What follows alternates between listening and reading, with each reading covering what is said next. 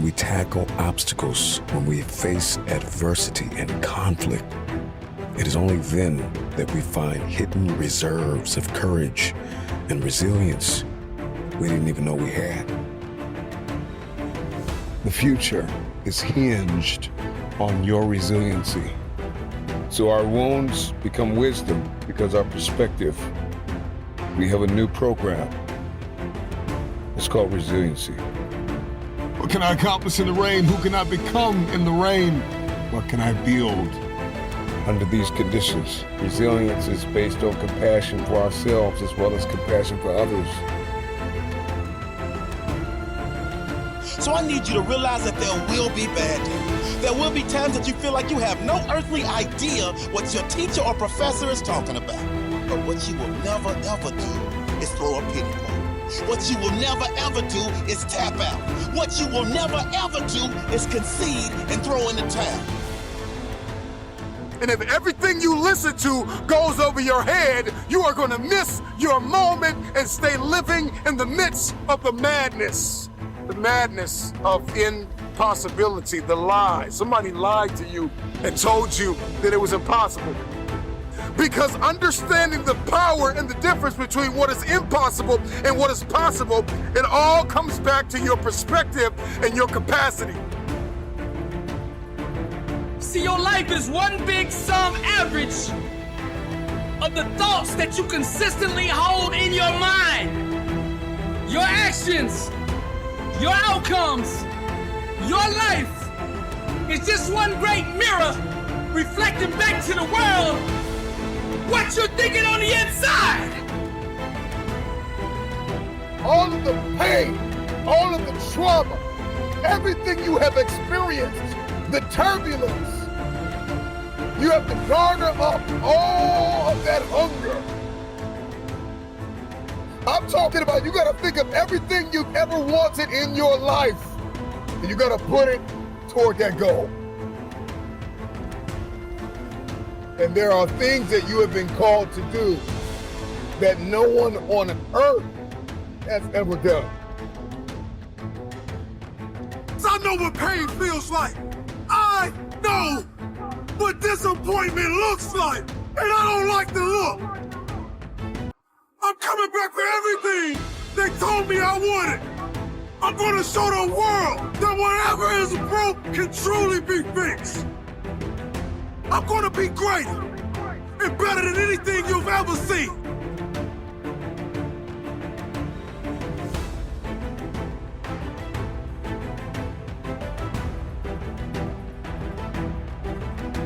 Make a commitment to pay the price for change. American dramatist and screenwriter Sidney Howard remarked, "One half of knowing what you want is knowing what you must give up before you get it."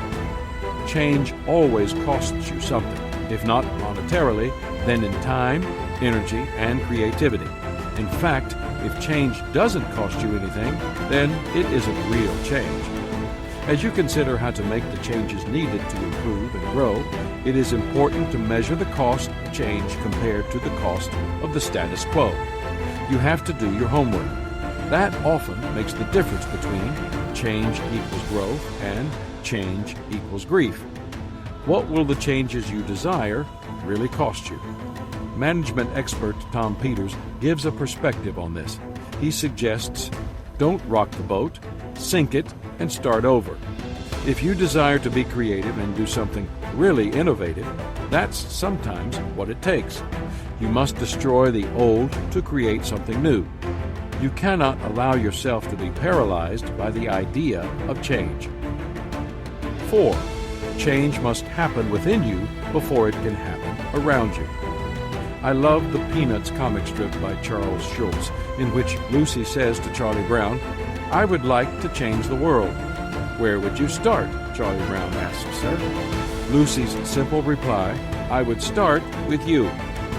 I hate to say it, but our attitude is probably a lot more like Lucy's than we would want to admit.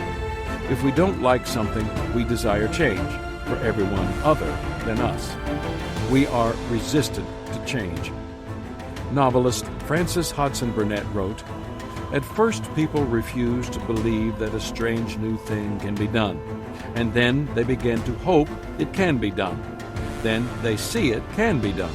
Then it is done, and all the world wonders why it was not done centuries ago.